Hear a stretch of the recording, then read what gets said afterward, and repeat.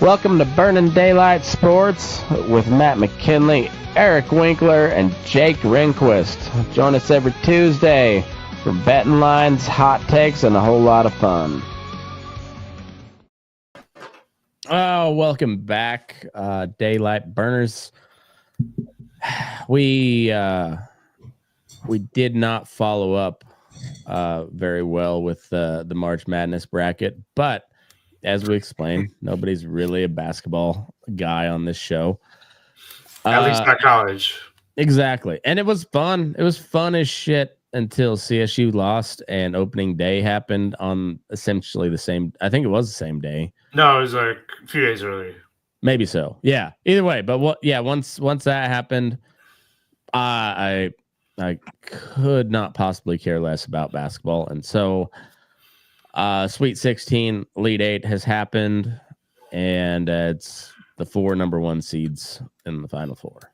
So I've been out in Vegas for the last 5 days, and I think almost everyone, but I was out there with like 9 other guys for a fantasy baseball draft, and all but one of them went to Michigan State. So they were into it. Yeah, I bet so.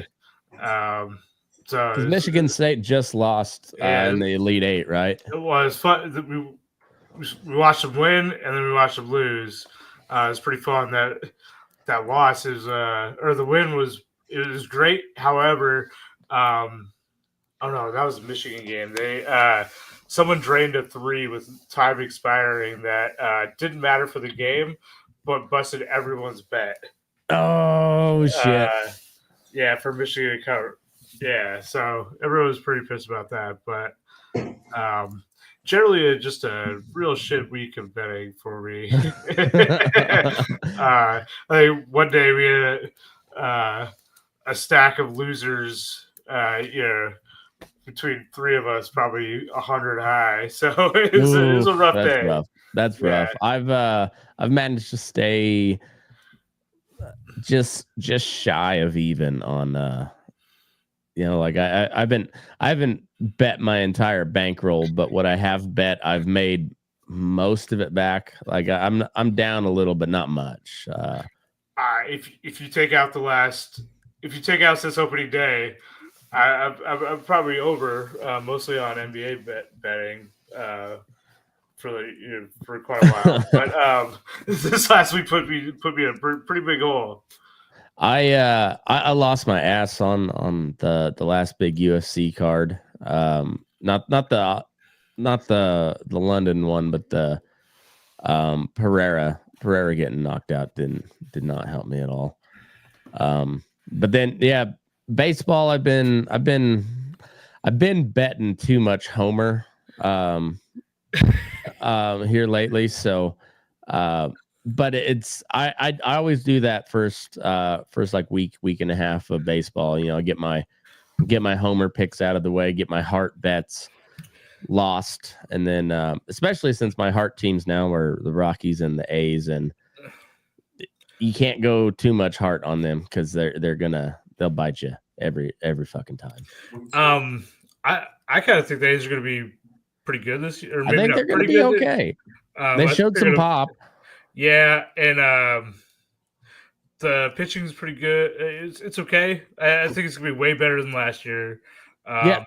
Severino looked good. It's one game. And he gave up a three spot, but it was earlier today. But that was it was a 3-run home run first inning. Last I saw there, that ball field in Sacramento is it's given up some home runs already.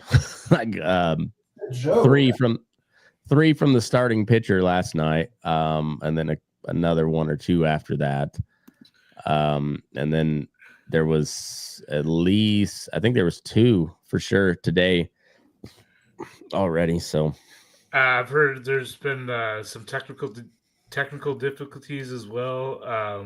They lost like the radio feed for a while.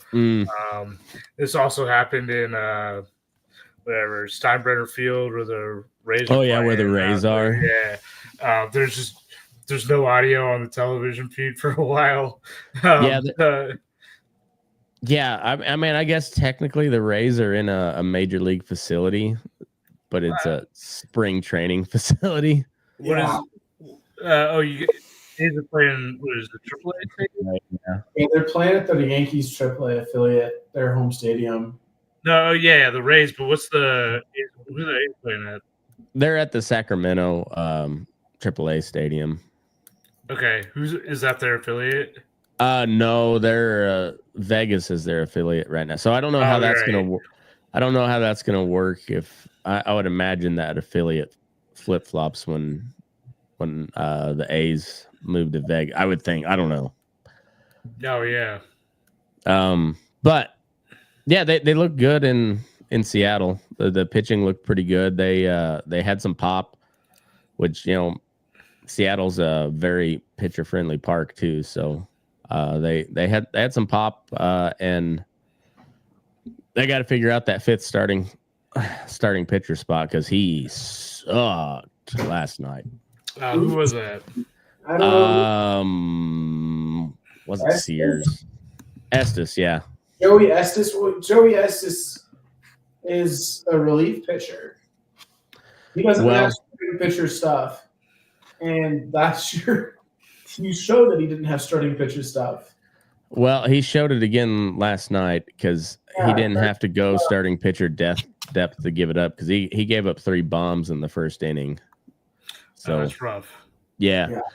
And then he kind of settled down, gave up another solo shot in like the 4. But he went 4 and 4 1/3 or something like that. So I mean, after 13.5 ERA. Yeah, after a real rough first inning, it wasn't a bad outing. And left though, the Cubs dropped another 5 runs. They Cubs. They were all over them. It was a rough night for the Sacramento Athletics. Yeah, we were joking about what do we call them now? It's not Oakland. I mean, everyone's used to it, but we were joking about how Russia at the Olympics couldn't be Russia. They're like the United Federation of whatever. So we've been calling them the United Federation of Athletics for the last week. And they don't give them they don't even acknowledge Sacramento, which I kind of respect because fuck California. But but yeah, it's just their ticker on or their abbreviation on the ticker is just ATH.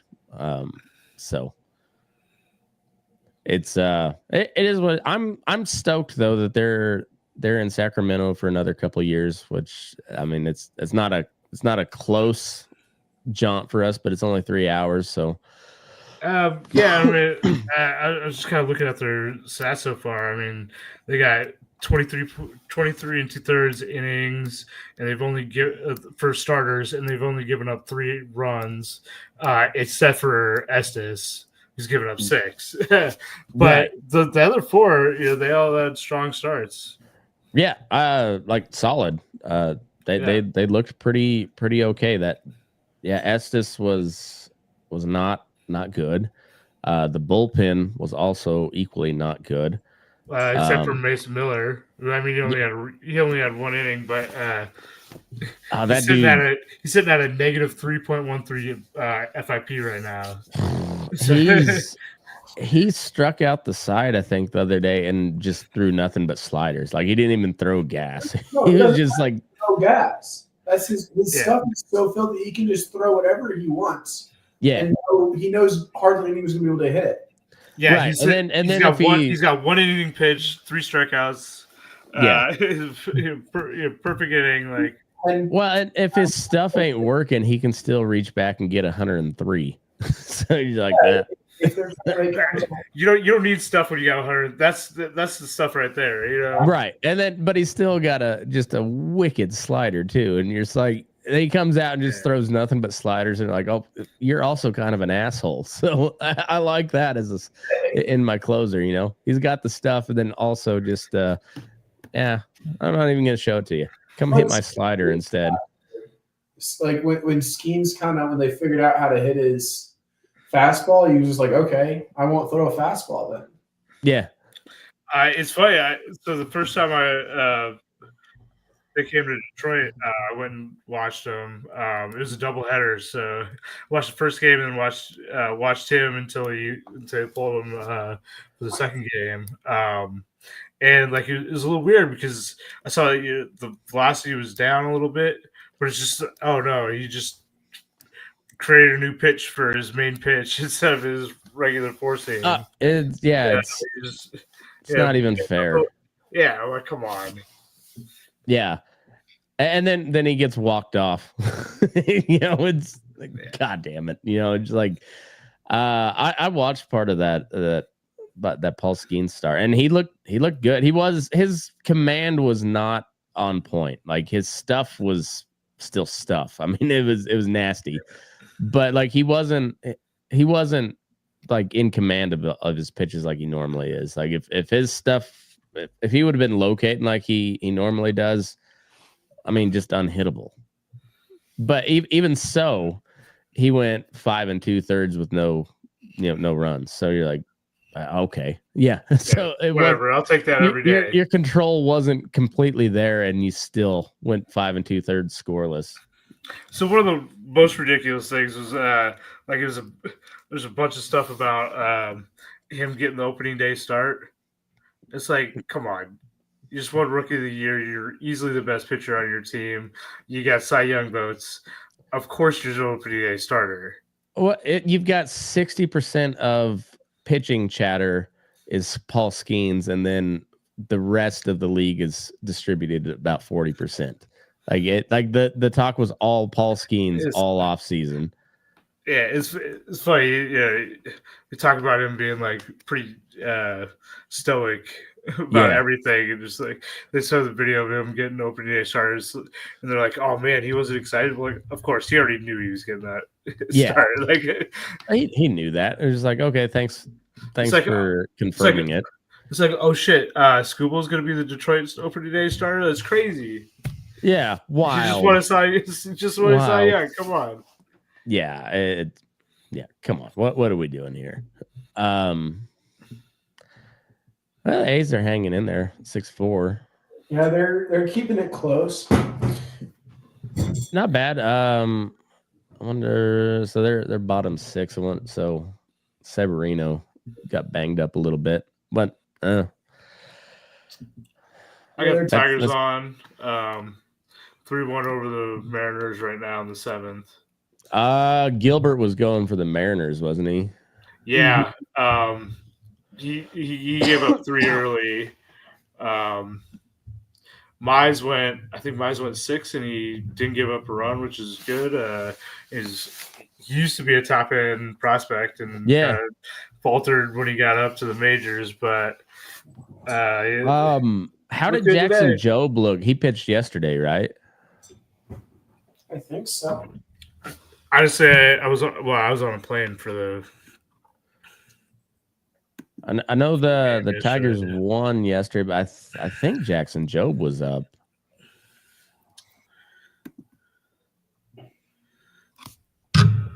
He looked good in his postseason debut, and then not so great in the follow up when he started. But he gave up 3 and 4 innings, so not great. Not great, but honestly, that was not a good outing. But I mean, I think everything says that he should be very good. I think he'll be all right. It's kind of like that. Who's the latest Japanese phenom? Sasaki. Yeah. He was. I guess of the 40% of pitcher talk that wasn't Paul Skeens, Sasaki was a good chunk of it, and he's not been great. No, and like a lot of it was about him like kind of tearing up after getting shelled. Yeah. Fuck, I don't give a shit about that. Like, come on, I like to see someone care about the game. Right. What do you want him to be happy about that? Yeah. Like, I come want him on. to care. I want him to care. I want him to be mad. Yeah. Remember they gave Tebow shit for crying because they lost a game, and then he just went on to dominate the rest of the fucking season. Wow, shit! There's that No Sean Moreno. Yeah. Fucking like half a shot worth of tear rolling down his face. Come on. Yeah. Yeah. It was So I don't. It's nice to see the Dodgers miss temporarily on one of their big signings. I don't think that's a miss, but no. Like I said, temporarily, very temporarily, probably. Yeah. He's got 2 starts. Did he pitch one of the ones in Japan? I don't know. I was listening to another show earlier, and they said he's 2 starts, and he's like 36% in the zone, or like 30. I think he's like 36% first pitch strike. Yeah, he's got 2 starts. But I'm pretty sure it'll be just fine. Oh, I'm sure he will be too. But I said, that's why I said temporarily. Temporarily, it was a miss. Yeah. So yeah, I mean, it's okay, but anyway, we've been talking pitchers, and I think that leads into a good discussion on our betting strategies for baseball, because it is very dependent on the starting pitcher. Yeah. Like all of it, not only your money line, but the spread, the over, your first 5 innings line, which if you got the ace on the mound, like that, those first 5 innings that's a way better play than a straight money line. So I hadn't been doing the first 5 before, but I was talking to some friends who do some betting, and one of them, I think you bet Scooble every game last year. Okay. And he said he won on first 5 for every single one except for 3. I think he lost 1 and pushed on 2. There you go. So you get a good ace. Take the first 5. One thing I look for is aces on a bad team. Mm-hmm. And take them to cover. Yeah. Because like good baseball teams only win if you win 60% of your games, you're like one of the best teams ever. Right. And so a good team or a good ace on a bad team, like they'll still win games. Yeah. Or at least they'll cover for their portion. They might get blown up afterwards, but so I think I'm gonna do a whole lot more of a first 5. Yeah, it's funny. We were talking at the game today, so we went to home opener for Reno Aces. Aces won 7-1, no big deal.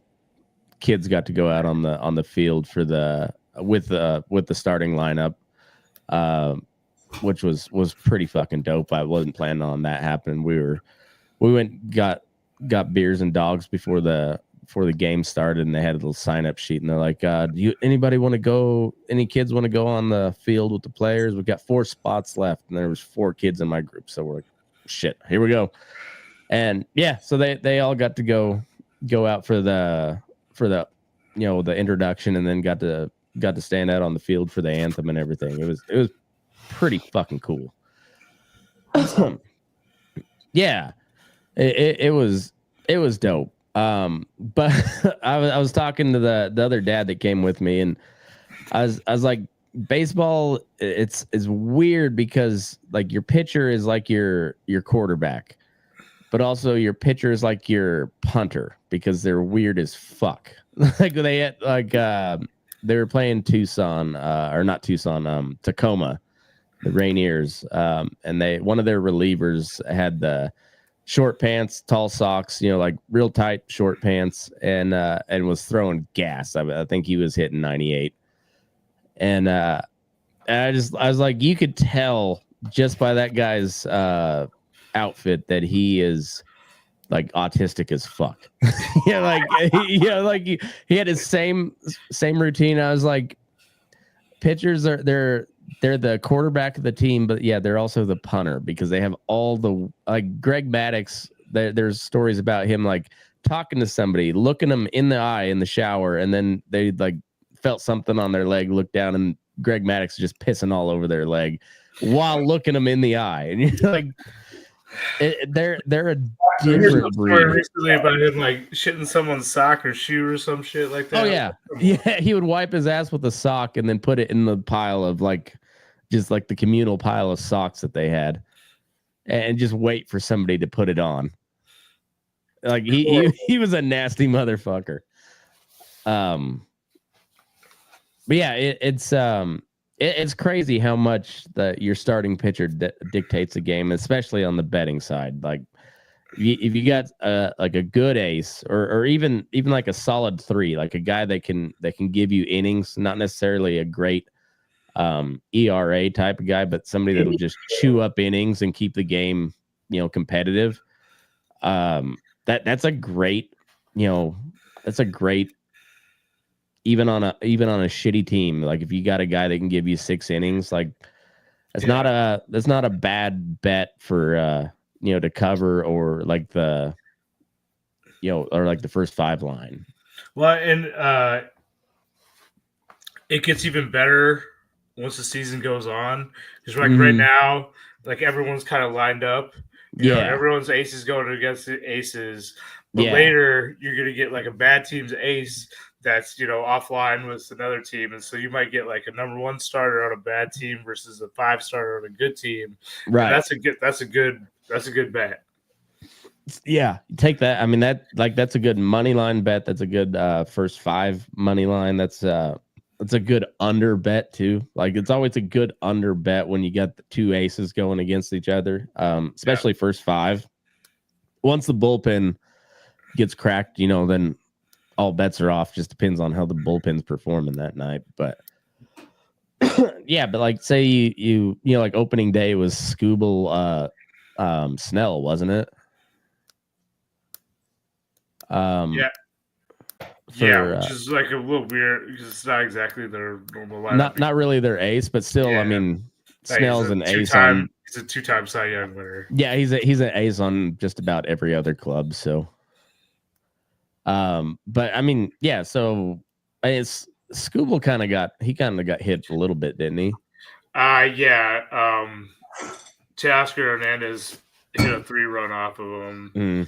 And I think he maybe gave up another home run in there. Like it's probably his worst start. It was a worse start than anything last year. I'm hoping I'm just chalking it up to first game. He's obvious. He's obvious. I mean, he just came off a Cy Young. Like he's a good pitcher. He'll be fine. Well, and he just opened the season against a buzzsaw too. I mean, god damn, dude. Yeah, I think it was high. He hit one too. I can't remember, but it was it was a rough day for him, but it'll be fine. Right, and then so like prop bet wise, like Ohtani against a shitty pitcher is always a good bet for a shitty right-handed pitcher. I mean, like that's a good bet for a home run. He hit 53 last year. I think so. I think it was something close. Yeah. Oh no, it wasn't. It was. I think it was a little bit higher than that. Yeah. He was pushing 60 steals, and I don't think he got to 55 on the home runs.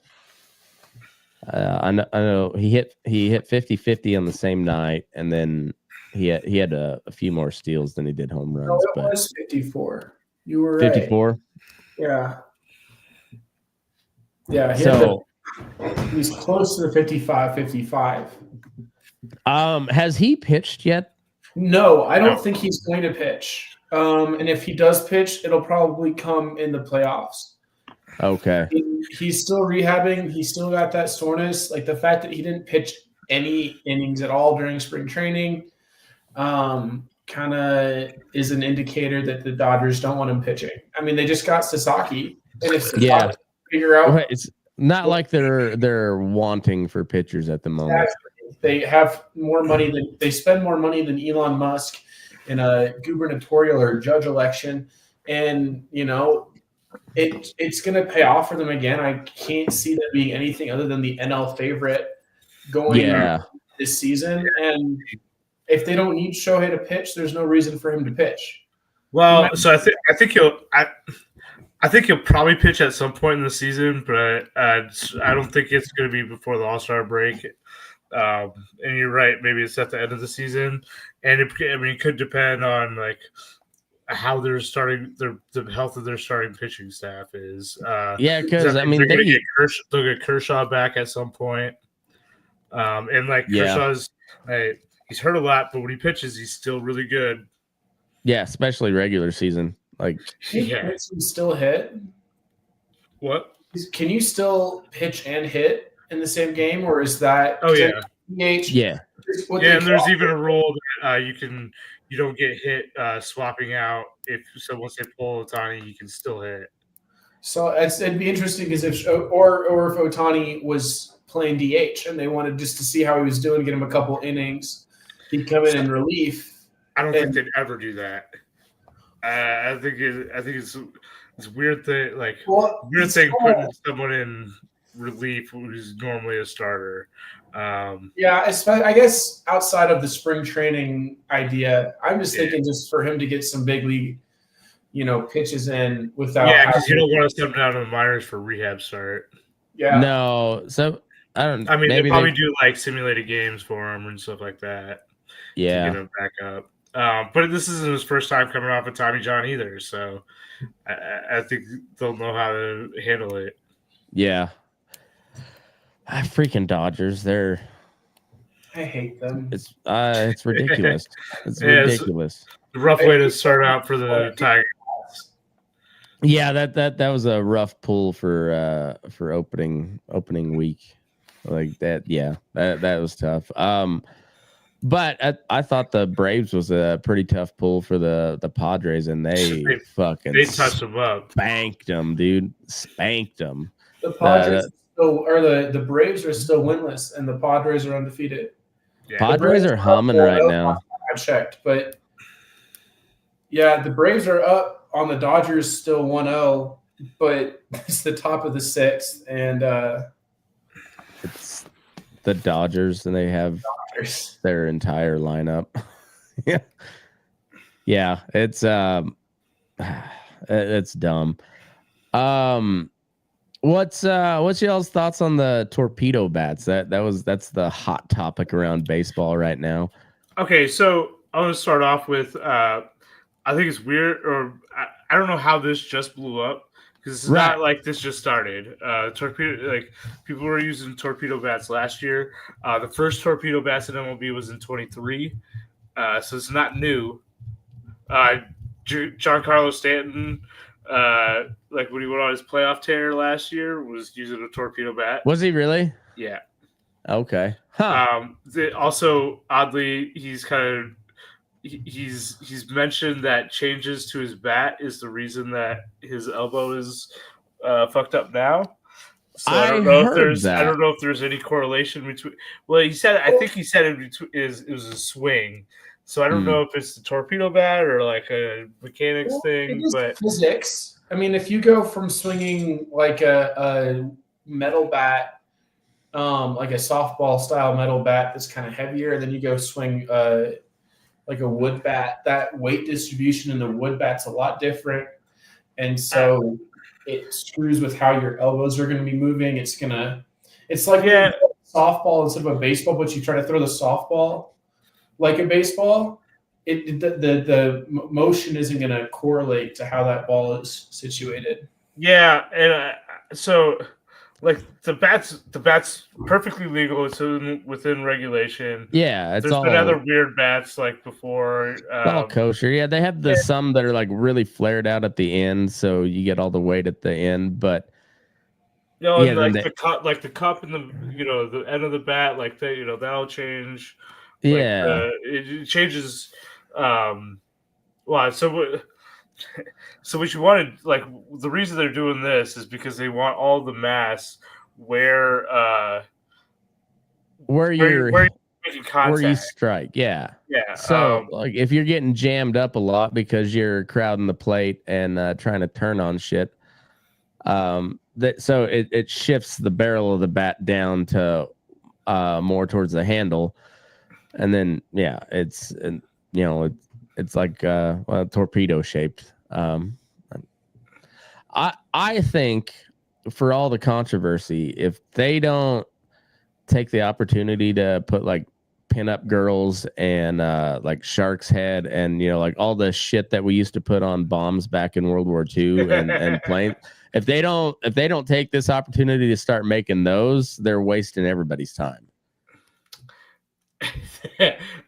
So that actually is against the rules of bats. Okay. I don't retract my statement. I stand corrected. I still think they should do it. I think so too. That's a great idea. But that is like one of the rules of bats is like how they're painted. It doesn't make sense, but I believe that. Yeah. So like the rule is like it needs to be like a cylindric shaped bat that is under 42 inches long and like there's a maximum certain amount size. It has to be the max or the largest diameter has to be under like a certain amount, and like outside of that, there's not a whole lot of rules about how you make a bat. Single piece of wood. Yeah, they had the axe bats. The axe handle like for a while. Like I think some people still use that. But yeah, there's been some variations. I think a long time ago, like some people use like some kind of like curved bat. That does, but like it never worked out. The dude who came up with this is he's like PhD. MIT. He's a PhD in physics from MIT. Smart dude. I'm sure there's like a lot of good reason for this. Actually, in college, I'm an engineer, and we had a lab. I can't remember what the lab was, but we did something about finding the theoretical sweet spot of a bat. Nice. And it's I think it's where the center of percussion is on a bat. So I got a bat right here. So like you find out, you kind of model the bat, and then the sweet spot is kind of where the vibrations will cancel out within the bat. So like, you might have your center of mass here and your center of percussion here. And so it's pretty much, you can take it and you kind of like, you can knock it against something hard, and where you stop getting vibrations, like right here. That's the sweet spot. That's like the sweet spot. And like, so a softball bat generally is made to have a really big sweet spot because it's adult league softball. Like people aren't necessarily great hitters, but what they're doing is they're bringing, this one actually has an end load on it to try and bring it out farther. What they're trying to do is they're actually shrinking that sweet spot. And they're bringing it in to here, or like maybe from here to here. And I guess you can change it because like Verdugo has one, and he kept getting jammed up here. So the shape of his torpedo, the fat part, is a little bit farther in. Yeah, that's where he keeps making contact. But what you want to do is get all the mass where you're making contact. So that's going to be your new sweet spot. It's going to be really small. These are all professional hitters, so they know where they're going to make contact. Yeah. And so, and they have all the data to back that up too. Yeah, exactly. I mean, especially with like all the new like Statcast data, but I think it's even like more precise than that. Baseball has been the nerds of the sports game since before nerds were in the sports game. Oh, absolutely. And then and it's just taking it to the next level and trying to optimize the bat. I mean, kind of similar to how several years ago when people started doing like really heavy analytics on spin rate for pitchers. Yeah. Now you got like the variables that you can adjust on the batting side. Mm-hmm. They're trying to, eke out that last like percent of efficiency that they can. It is an interesting conundrum though when you bring up like the spin rate and the velocity have ticked up pretty immensely over the past several years, and so has the Tommy John rate. And so now you got the Giancarlo Stanton. He's talking about his swing that's messing up his elbow, and he used that torpedo bat. So are we going to see the same type of thing?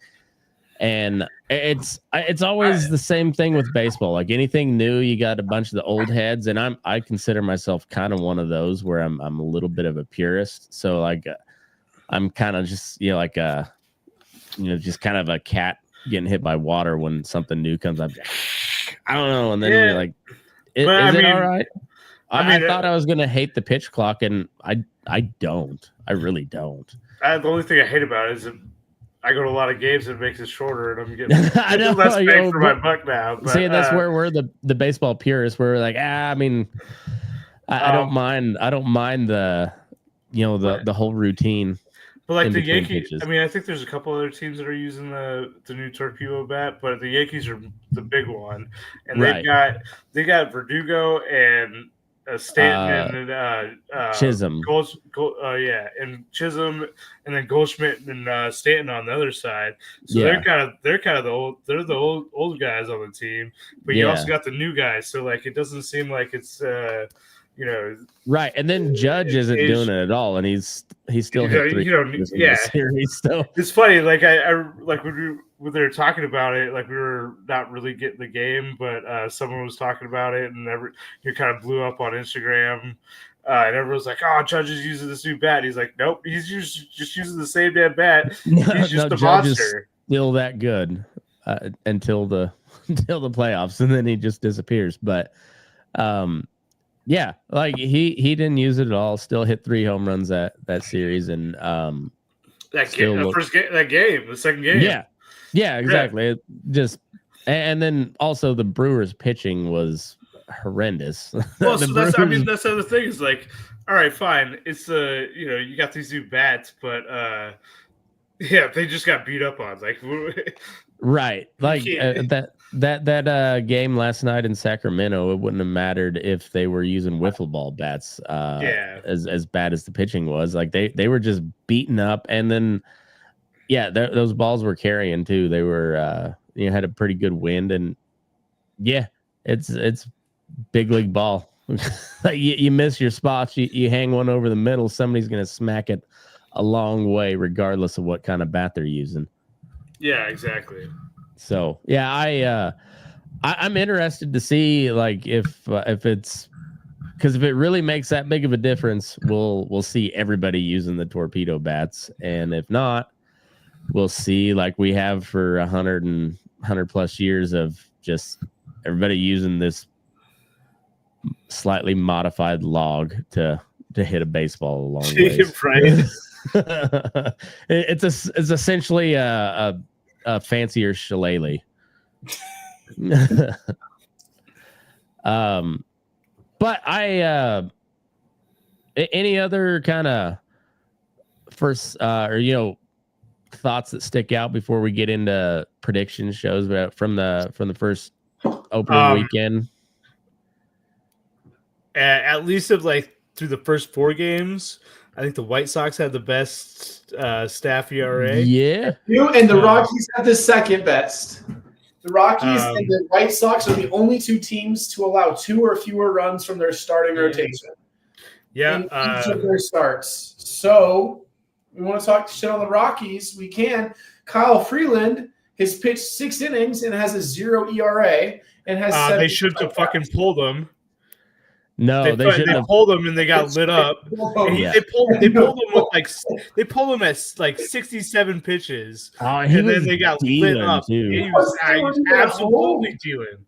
Absolutely stupid. I think we don't even fuck a rotation, fuck a bullpen. Kyle Freeland, we legalized steroids just for him, so he can pitch every single game, every inning, like fucking they used to in like the 1910s.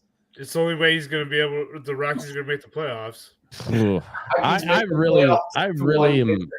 I've always rooted for Freeland being the hometown kid and being like the first like true like Rockies fan turned Rocky. You know, like he was born in the era where like, he only knew Denver as being home of the Rockies. Like me and Jake are old heads where we remember when the Rockies weren't there. Not me.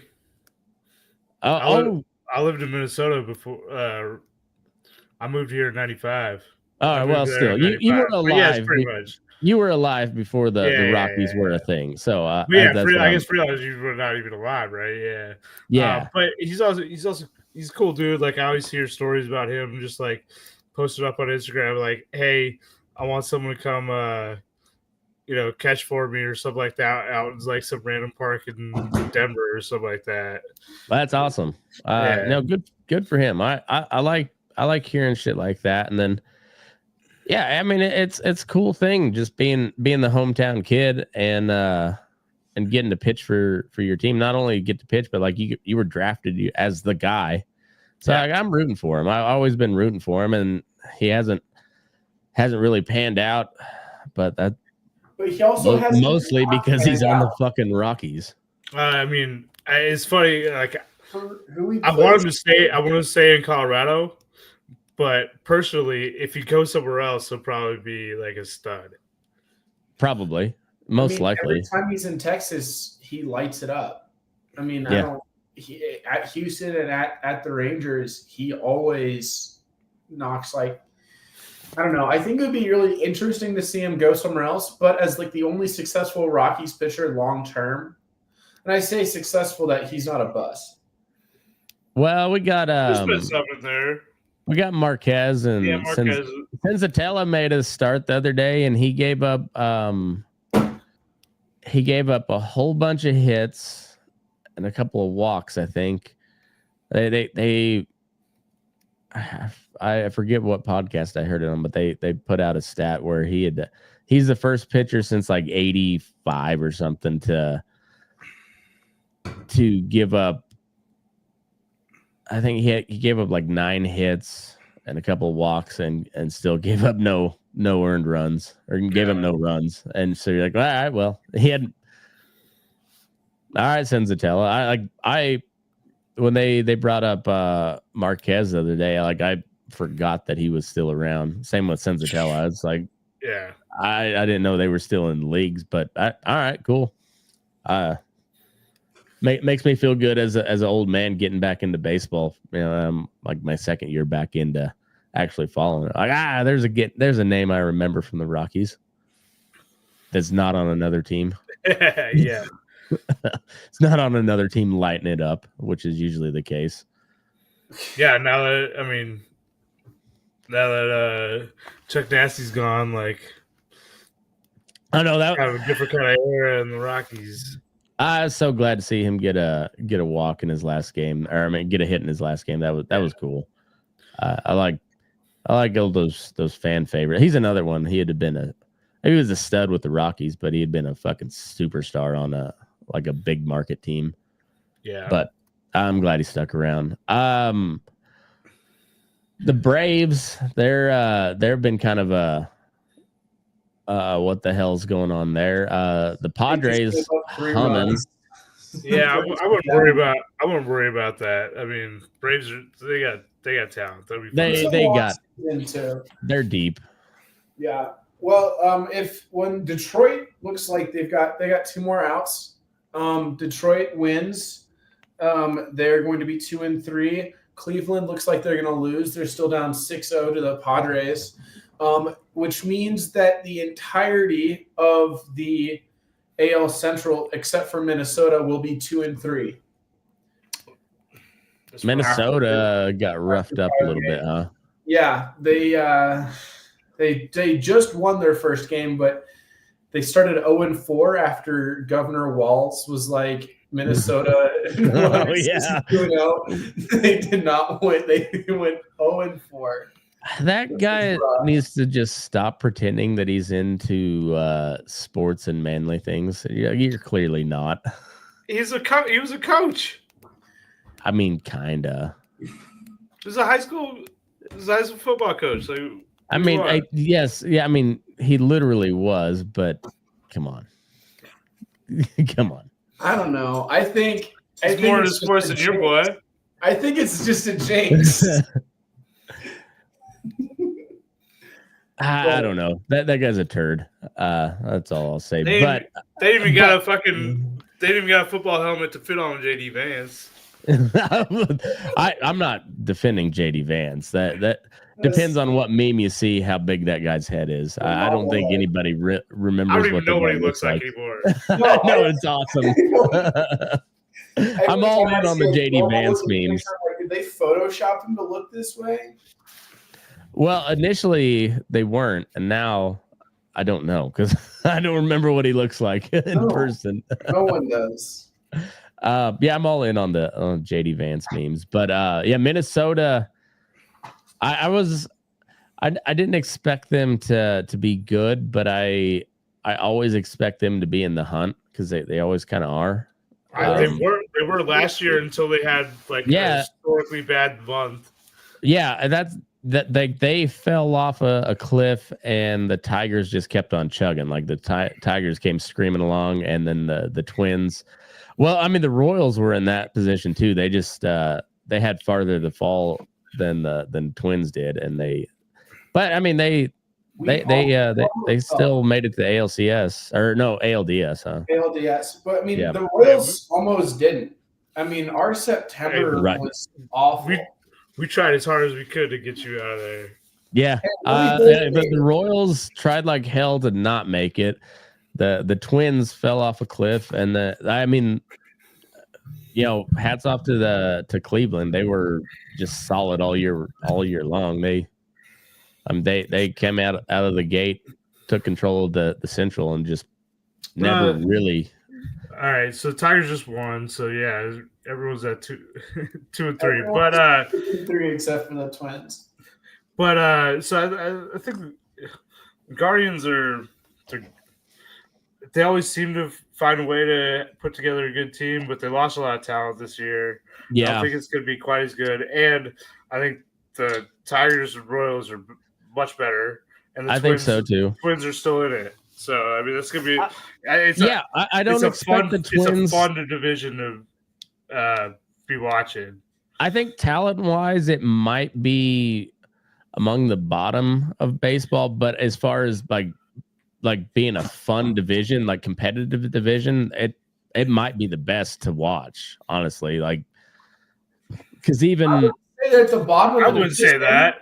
We have Seth Lugo, Michael Wacha for the Royals. You have Tarek Skubal for the Lions. You have Emmanuel Clase over in Cleveland. Then you've got Bobby Witt Jr. You've got what's his face, the center fielder for the Tigers. He's got the long hair. Riley Green. Green. No, not Riley Green. I don't know. He made a solid play that I saw. Talent-wise, Riley Green. I mean, Riley Green's good. Plus, we got a solid staff. Yes. Well, yeah, I'm not saying they're a bad division, but I think. You said we're not the top in talent. I would honestly say we are in the top 2 or 3 in terms of division talent, just because. We don't have a team like the Yankees or the Dodgers or the Mets where this talent's like black hole. I mean, Bobby Witt just put up the best shortstop season since like the 1920s. Yeah. I'm not saying there's not talent there, but as a division, I still say they're one of the most talented. I mean, Minnesota they have a rough start, but they were still projected to win the entire AL Central. They have the talent in Minnesota. Cleveland, I think, is going to fall off a cliff. Although and the White Sox maybe will figure it out. They do it every once in a while where they figure it out for a little bit. We might see a White Sox team that's not the worst in baseball just because they figured it out early on in the season. They made the playoffs in 21 with they did. A lot of the same players that are on that team. I think in terms of talent-wise, like there's a bigger talent discrepancy in the NL West than there is in the AL Central. Oh, for sure. There's a lot more parity in the Central for sure. And I would say that there's a lot more talent necessary. Like maybe we're not, we're at a B as a division. Yeah, but we're not the AL West. No, the AL West is bottom of the barrel talent wise. And honestly, the NL Central's. I think we're better than the NL Central too. So it puts us like in the middle. We're in the middle. I'd say NL West. All right. NL Central, and then maybe AL East. Yeah, AL East with the Yankees, Orioles, Sox. I don't know. The NL East is still. I mean, the AL East is still pretty stout too. And the NL East, honestly. NL East, AL East. I get a little homework, but I'd say we're up there in that top 4.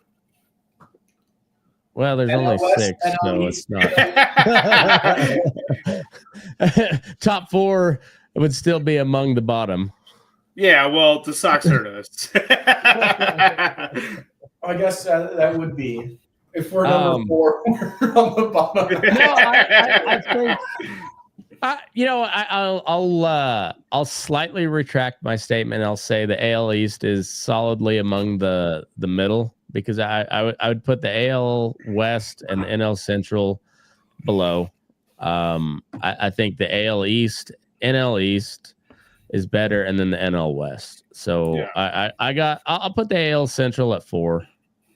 In the power rankings, but I still say it's the most competitive and the most fun to watch especially for the talent level. Like where you may have more elite talent in the other 3 divisions. I think like pound per pound, that's the best division to watch. I think it has the most parity.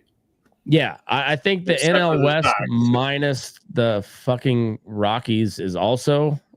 Very okay. That's actually all right. You're right. You got a good point there. Well, and that's you can say the same thing. The Giants. The Giants ain't really shit. They're better. They're better this year. I think. Try, but we'll see. Yeah, we'll see. They're also kind of the NL West version of the Twins, where they're always just kind of in it too. Like sometimes they're not, but like they're. I don't ever sleep on. No one wants to play there. No. But. Like the Diamondbacks got a lot of talent in the offseason. They were pretty good. 2 years removed from being in the World Series. They just picked up Corbin Burns. Changes. They ran out of gas at the end of not even ran out of gas. They choked against the Braves to lose that wild card spot. But they were right fucking in it. The Padres are coming out hot as shit right now. I don't trust their pitching. No, I don't trust their pitching. They got a lot worse without Snow. Yeah, and then like Cease is still really good. King got fucking rocked the other day. But he's pretty hit and miss. He had a really nice couple of years previously, so I think. Yeah, but he's one of those guys when he gets touched up, he really gets touched up. Yeah. So I mean they'll be okay. They'll be competitive, be a wild card candidate, probably make a wild card, but their pitching is very suspect. Well, that's a good segue into maybe some season previews. Maybe take a little break before doing that. Yeah, let's do that. I gotta kind of take a pee anyway, so we'll wrap on that. Come back and do some predictions. All right, sounds great. Just died. You what? Val Kilmer died. He did? Yeah. I wasn't for sure he was still alive, but R.I.P. He's only 65. Huh. I guess he had pneumonia. No, I was I got a notification. I was like, is that a April Fool's thing? No, he's dead. Huh. Well, you heard it here first, folks. April Fools is not a thing when it comes to Val Kilmer dying. We'll be right back.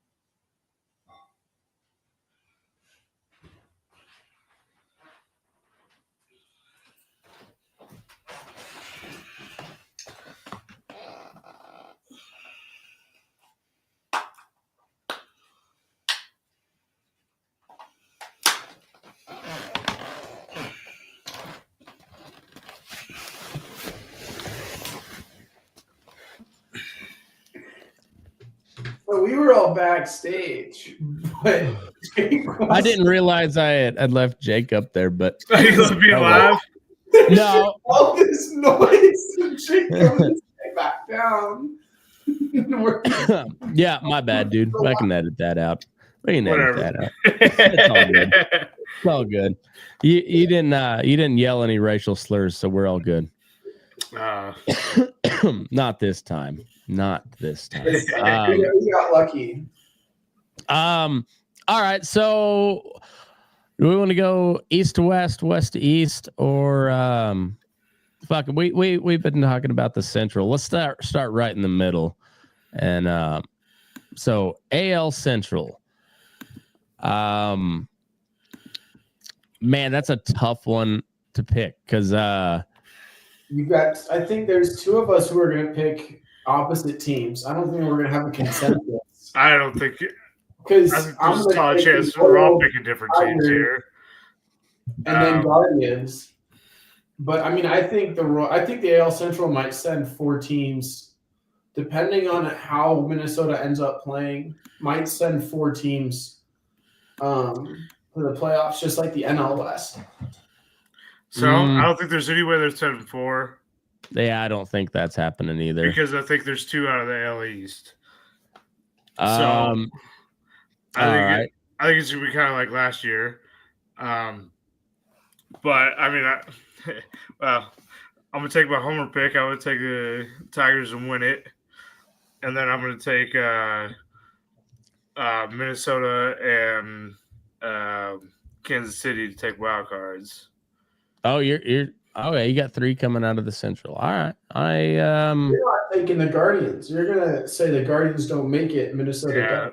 Yeah. I can agree with you. I'll say that the Royals will take the top spot, and then the Tigers and Twins will go in the wild card. But I mean, I can get behind that. I'm gonna side with Jake on the Tigers taking the Central. I'm gonna go. I think Jackson Jobe has a breakout year. I love it. I think it's gonna be a fucking dogfight between KC and Detroit, with Minnesota being really fucking annoying. I think I don't count out Cleveland either. Like that's a scrappy ball club. Like regardless, I know they always find a way to make playoffs. They're kind of like the Rays. Like you can't ever sleep on the Rays. You ever know who the fuck they have, but you can't ever sleep on them. Like they're always scrappy, it seems like. And but I think the Tigers take it. Probably come down to the last week for that between them and the Royals. So I'm looking at the Tigers schedule right now. And that ends pretty rough. They got Cleveland, Atlanta, Cleveland, Boston. But I think they just torch up Cleveland at the end of the season. They could hopefully knock them out. I'd love to see it. I hate Cleveland. I hate Ohio. I mean, I like that. I mean, I like that a lot. I think it's going to come right down to the wire. Detroit squeaks out the division. Royals get the wild card. I don't want to say there's 3 coming out of the Central. Well, you said the same thing last year. I was wrong last year. We had 3 coming out of the Central. Well, this time it's more of a homer pick because I got the Sacramento Athletics getting the wild card. That's a good point. I didn't think about that. It's a good point. So, all right. So let's go NL Central. This is the division. Let's say American since we're saying American. All right, let's go American. We're talking about wild cards. So let's go West. Let's go West. AL West. I think the Rangers win the West. Really? Okay. Yeah. Well, they just threw the first Maddox of the year. The first who 9-inning shutout. I wanted to say Eugenio Suarez, but I might be wrong. He's a outfielder. Yep. Yeah, it was. I'm looking at the news. It was Uvalde, Jacob Uvalde. Nathan. Yeah, whatever. Yeah. There's like 2 of them. Yeah, whatever. Uvalde. I know my ball. I swear. It's just very late. Having that wild picture right behind you is perfect. Getting a good education. Okay. 99 pitches. Hang on. So, Matt, you got Rangers winning it? I got the Rangers winning it. I don't think the A's have the gas to take the division, but I do like. I mean, they're 2-3 right now, and they're down 7-4 in the 9th. So but 1 on, no outs. No outs. If they don't swing at bad pitches like that. But the Angels have been playing some pretty good baseball. Angels are we'll see how long Trout lasts. I hope all year. Not for my A's sake, and I say they're my A's because they're my first year. Right? Yeah. I want the best players out there. This is when he's healthy, the best player in decades. Oh yeah.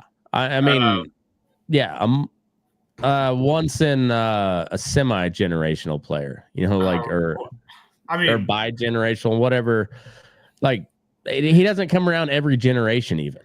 No, yeah, exactly. I mean, yeah, like He's a Willie Mays type player, you know. he's Willie Mays, Barry Bonds. I mean, I guess we got 2 here with Shohei, but that's a little different. Yeah. Bryce Harper. I'm not sure Shohei is actually human. And they say he had, Tommy John. They were really just like, fixing a hydraulic hose. Well, I think he was grown from human-based tissues. Like that's like it's human tissue surrounding his cybernetics. And frame. I guess if you rationalize it enough, it counts. That guy's it's insane.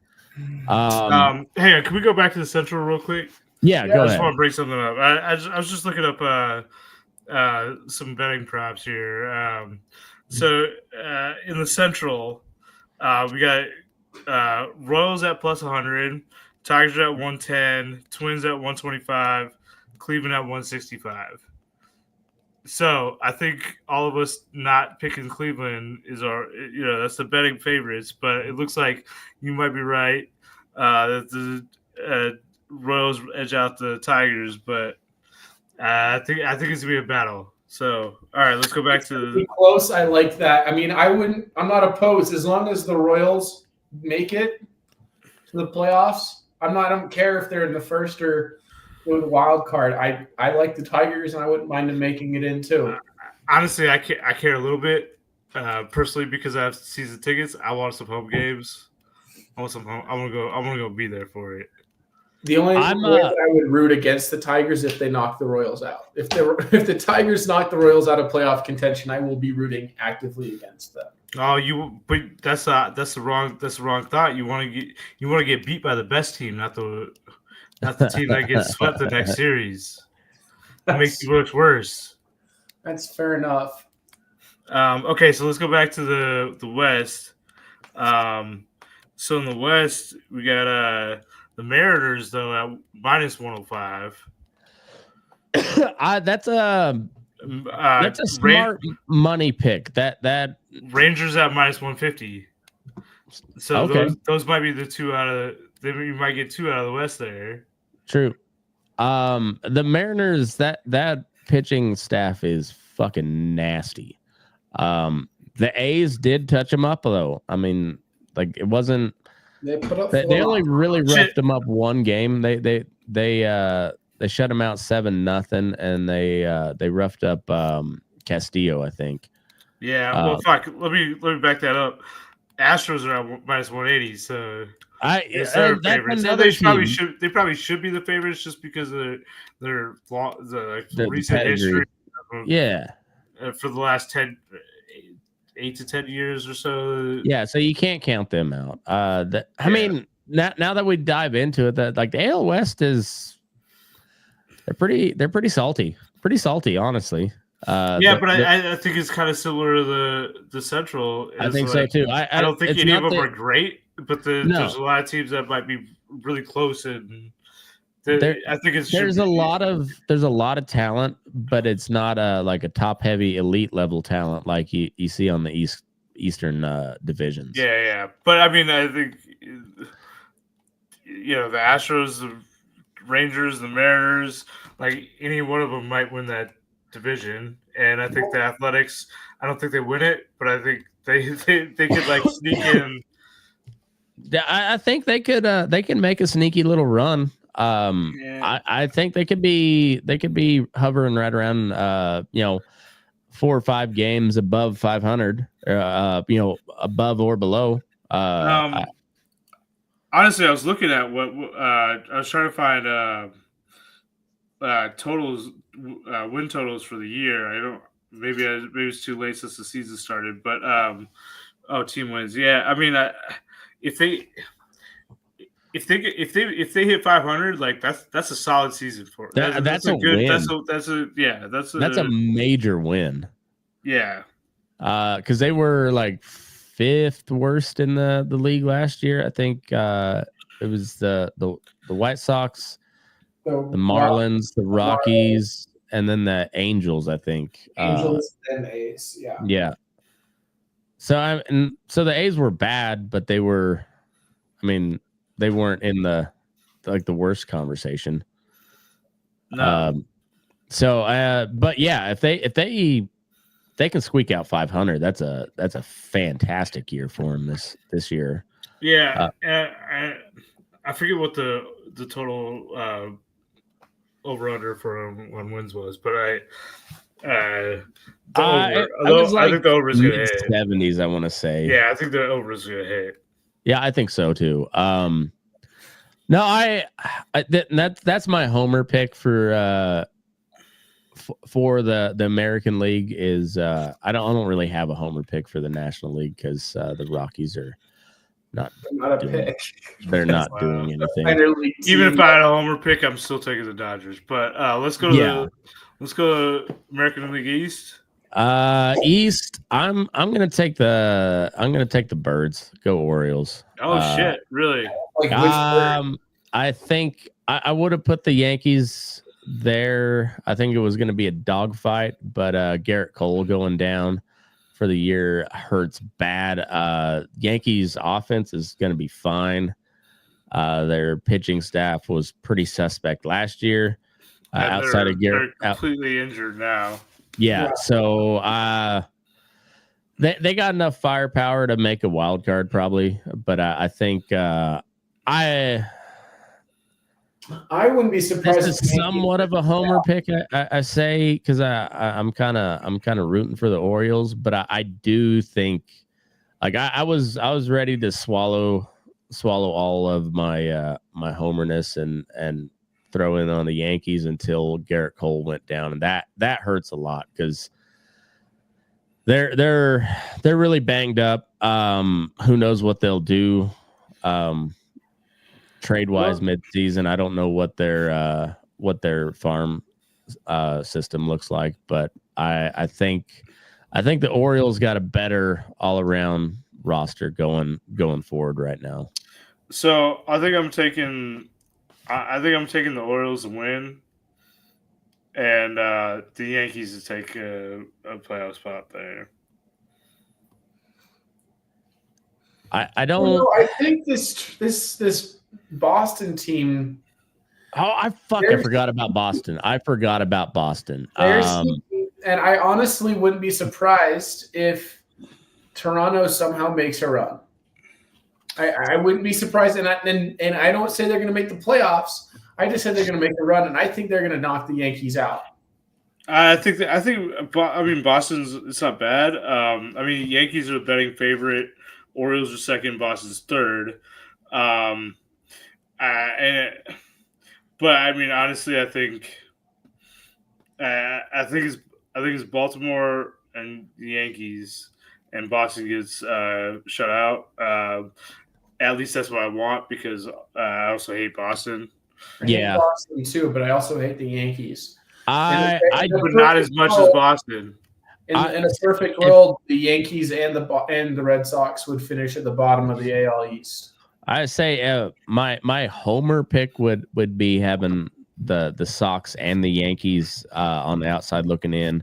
I don't think that's going to happen. One of them's going to make a wild card, I think. But I like the O's winning the division.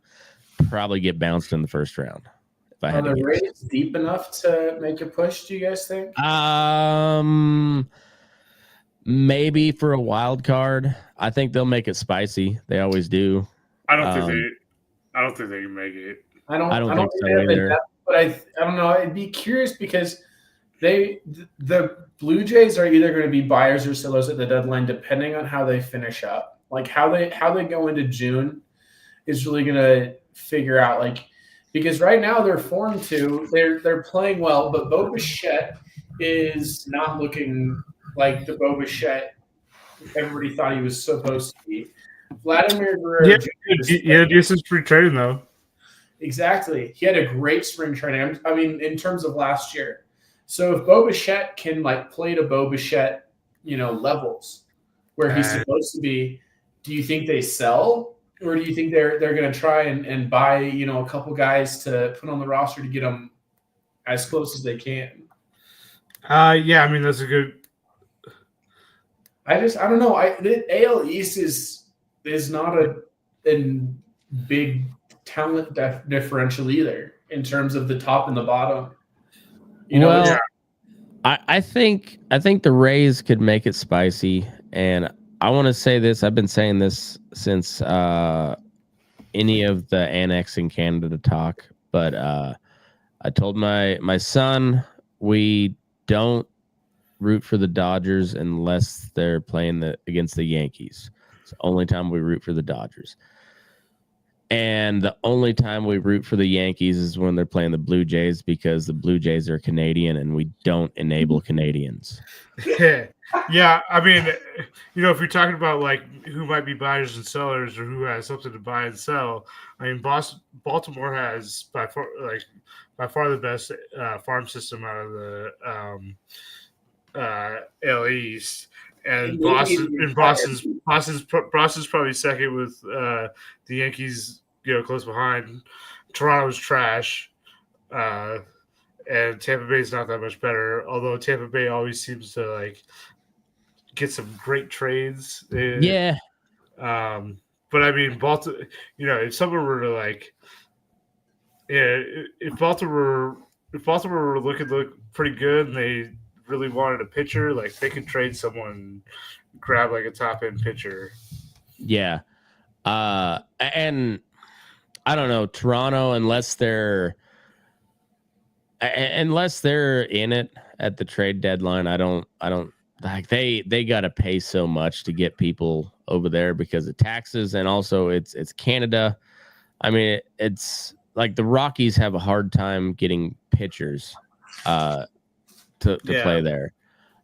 Canada, or the Blue Jays, because it's Canada, have a hard time getting anybody to want to come play there. So yeah, unless they're in the mix, like heavily in the mix, they'll be sellers, I think. Well, but it's not for trading. It's not necessarily they're going to be trading for people that are probably still on or before free agency, so they don't get a choice in that trade. Yeah, that's true. I misspoke.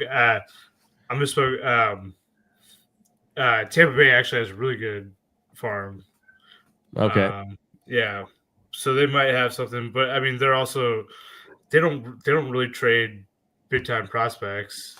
No, they do the opposite. Rays are a lot like the Orioles, where they hold on to guys until they can really figure out. They flesh out how developable they are. Well, and when they trade off prospects, they come out ahead somehow. Like they always come out ahead. And really, I mean, a lot of times what they do is they trade people on expiring contracts for prospects. Yeah. Yeah, because it's a small market team, and that's kind of how you have to. You have to. But that's why they're always in it. They always kind of make it spicy. They're not necessarily competing for the division, but they don't go away either. Yeah. That all being said, I forgot about the Red Sox, so I'm gonna swap out Yankees for the Sox on my wild card slot. Okay, and still go with the Orioles taking the division. Okay, Crochet and Bregman, big additions to the Bregman. I mean, Crochet pitching's always, anytime you can upgrade your pitching, and Crochet was a huge upgrade. But Bregman, particularly in Fenway, like his OPS is like off the charts. Bregman's great, but Devers is like 0 for 20 something. He's trash. Bregman's not having a great start. He's got like the most strikeouts in a 9-game stretch ever. So apparently, the adding Bregman but moving Devers to DH is a net negative so far. Yeah. We'll see how that works out. I'm not saying that's going to stand, but it's interesting. It's interesting right now. If it continues, they'll figure that out real quick. Get them a torpedo bat ASAP. Yeah, something will happen, but it's going to take off. you think a lot more teams are going to start using those torpedo bats? I know the Marlins ordered some, or somebody else ordered some. I think Philly and I think Philly's got some, and Cleveland's got some too now. I'd be surprised if by mid-April all the teams don't have some, but I don't know. We'll have to see how it continues to progress. Definitely. You would do so now we're on National League. we're on the AL. We want to talk about awards. Oh yeah, let's recap. We got in the Central, we got me and Jake got the Tigers. I've got the Royals. Jordan's gotten the Royals. It's close. It's close. I think it's going to be, like I said, it's going to come down to the last week. In the West, I've got the Rangers. Jake, you've got the West. In the West, yeah. I got the Mariners. That's a fucking soft Mariners. Yeah, and I don't know. I'm gonna stick with the Rangers. I like the Rangers rotation. I think it's deep enough that it's gonna carry them. I can see the Mariners making a push. I don't think they have the bats to support that rotation. They don't have the bats. I want the Mariners, but I think it's probably Houston. Julio Rodriguez, man, when he gets a hold of one, it goes a long fucking ways, but then he's just like silent. Yeah, but you've got, solo homers are only going to get you so far. Right. Well, I mean, they got a Rosarina over there. Like, yeah. I don't buy the Mariners, and they're until proven otherwise. I'm not. They'll be in the mix. They might make a wild card.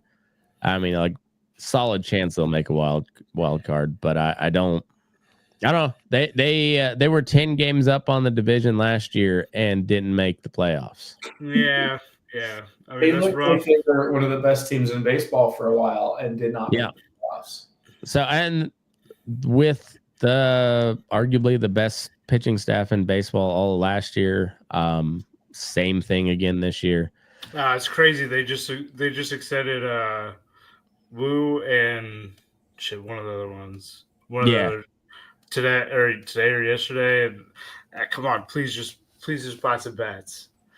Yeah, they just for whatever reason they I don't know. So yeah, just for that reason I don't buy them. I think Texas wins it. Astros, who knows what they do. I don't. Super good. I mean, last year it took them forever to get going, and they still managed to make the playoffs. Yeah, they were down. I'm not going to down 11 and a half games, I think, and won the division. I mean, minus Bregman's big, and minus Bregman, minus Tucker, like those are two big bats. Yeah, I don't know. I mean, I don't want to count. He lost Verlander, but is it? I mean, that's not a huge loss at this point. I mean, he was solid, but outside of his last spring training start, he had like a 1.2 ERA or something like that. Yeah. Who knows? But he's also 42, so whatever. Yeah, I mean, it's hard to argue with getting rid of him, Yeah. So, and then the East, I think we got a mix of Baltimore, Boston, and New York. Yeah. So for the winner, last wild card, right? I got to throw Tampa Bay into the ring over Boston. Oh, okay. They Rays, Yankees, Orioles. It's a mix. I'd take the Orioles as number one, but I think the Rays will make it real interesting. Okay. So I think I'm actually going to go wild cards from all three divisions. I think the A's make a push, get a wild card in the West. I think the Royals probably get the number one overall wild card. And I'm going to go Boston. Go Boston number two, and then the A's squeak by for that third wild card spot. I can get behind that. With the O's, the Tigers, and the Rangers winning divisions. So I got KC, Minnesota, and New York as wild cards.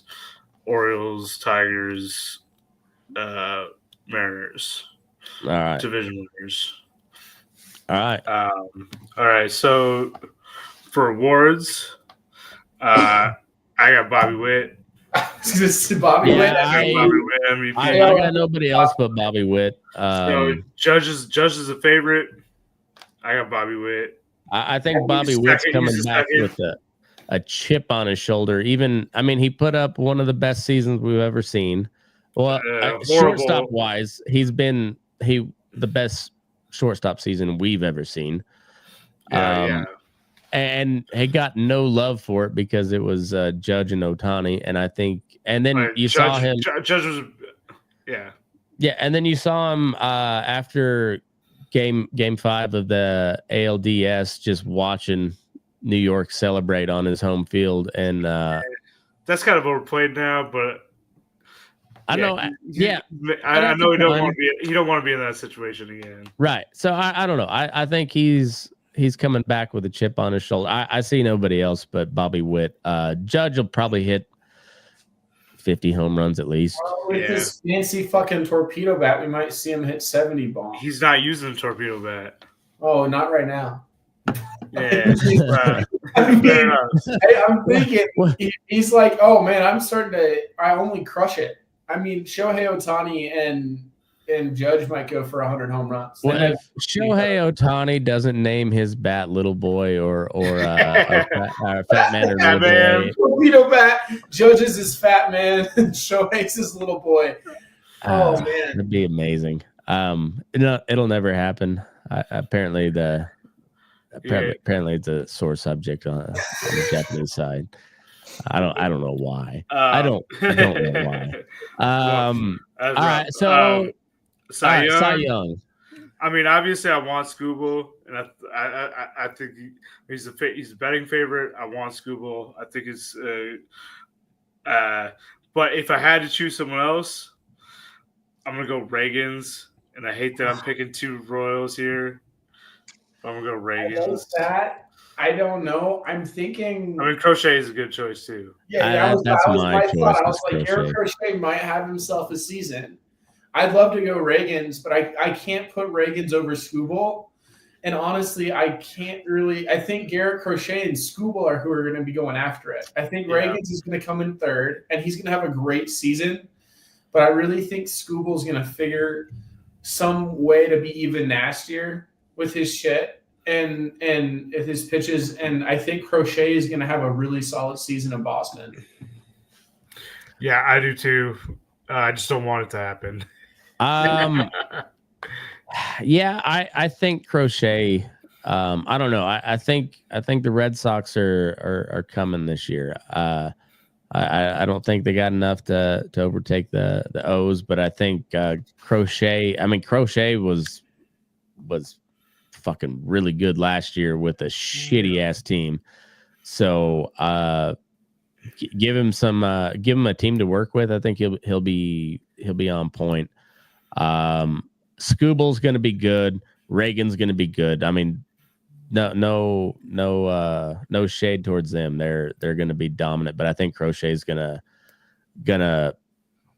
I think he's gonna take the ALC or Cy Young, and but yeah, it'll be those 3 in the mix. I think unless somebody comes out of Jake MacArthur, reliever of the year for the AL. Cy Young. I'm putting his name in his hat. Whatever. Was he pitching again? If he's pitching soon, he had another elbow surgery. So that's rough. Does Trout get the comeback player of the year? I mean, I hope so. For baseball's sake, I hope so. That's what I'm rooting for, and that's going to be my pick, just because it's a homer pick. Yeah, and just for baseball's sake, that dude's amazing. I want him. He's in right field now. Yeah. So I don't know. I want him to come back with a vengeance. I want him to be healthy for a full year. So I'm hoping for that. Manager of the year.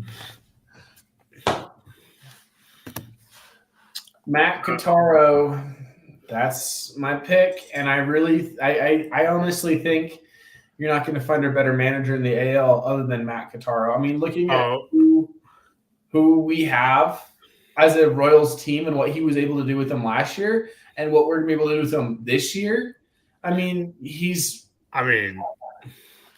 bro, we want to talk about like overperforming last year. AJ Hinch with the Tigers. Yeah, that's fair enough. Can I tell you something though, y'all? I know the names of 2 managers off the top of my head. We've got Bud Black and Quintaro. So, well, I know a few, but not nearly enough to. I could tell you, like in the 2000s, I could have told you every manager for every team. I would have known everything, but. Yeah. Well, we're getting back into it this year. So, but I'm going with my homer pick because the A's making a wild card push plays into the manager of the year, Mark Kotsay. So because of that, I'm going to if that happens, Mark Kotsay is getting manager of the year. That I think he's a shoe-in if he makes the playoffs. So that fair enough. It's a for sure homer pick rolled into another homer pick that I wasn't really. That's not necessarily my first pick, but if my other one turns out it's a shoe in. So, all right, and then rookie of the year. I don't know rookie of the year well enough to. I got Jackson Jobe and no one else. Oh fuck yeah, Jackson Jobe. He's. You're right. I mentioned him too, but I forget the MLB's different on the rookie status, and he'll definitely be a rookie because he never saw a regular season last year. No, he saw like 1 or 2 games. Oh, did he? Okay, like in relief. So like okay, yeah, for the September call ups, and then he was on the postseason roster. But all right, so he's still a rookie. Yeah, I like that. I like Jackson Jobe. I'd pick Jackson Jobe too. Honestly, in terms of, I know more NL rookies. Although Jack Caglione, if he comes up, I think he could be a dark horse. And I know I sound like an absolute homer, but I think Jack Caglione is the guy. I mean, he is phenomenal and he can mash. So I've heard good things about Jack Caglione. So yeah, that's a solid pick too. I think Jackson Jobe though. I mentioned him before. I think he's going to have a solid year. And Kumar Rocker could be in the mix. Another good one. Yeah, that's true too. He's and he's part of their starting rotation, right? Yeah. Yeah. So he'll be another one to pay attention to. But yeah, I think Jackson Jobe's a solid choice there. All right, so National League. We'll start at the Central again. This is the division I care the least about. I don't care 2 fucks about it, but I like Paul Skeens. I like Andrew McCutchen. I like O'Neal Cruz. I'm going Pirates winning the Central. It'll probably be the Cubs, but fuck the Cubs. I'm going Pirates. So also fuck the Cubs. I think they probably will win it, but I'm going Reds. Reds is a good. I think Green's gonna have a nice season. I love LA De La Cruz. Oh yeah, how do you not love LA De La Cruz? Yeah. And I think, it's more of me wanting them than I think they will. But I think they're in it.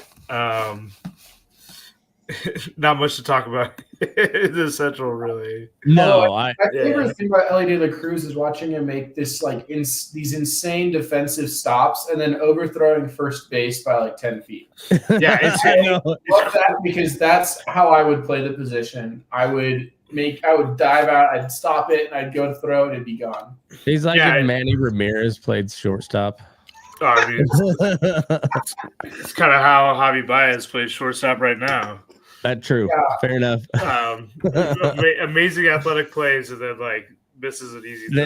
And then just a what the fuck. My pick is Milwaukee. I mean, I watched Milwaukee shut out the Royals 5-0 today, but I mean, I think with Jackson Chourio, I really think Milwaukee in a very weak division is going to come out on top again. What about Nestor Cortez? He's good as long as you don't have to pitch at Yankee Stadium. Yeah, he's good as long as you don't have to pitch. He got completely torched. Yeah. I like that. Wasn't he the one that gave up the Freddie Freeman Grand Slam? Yeah, that was rough. Yeah, that's rough. Okay, so go west. Yeah. All the way.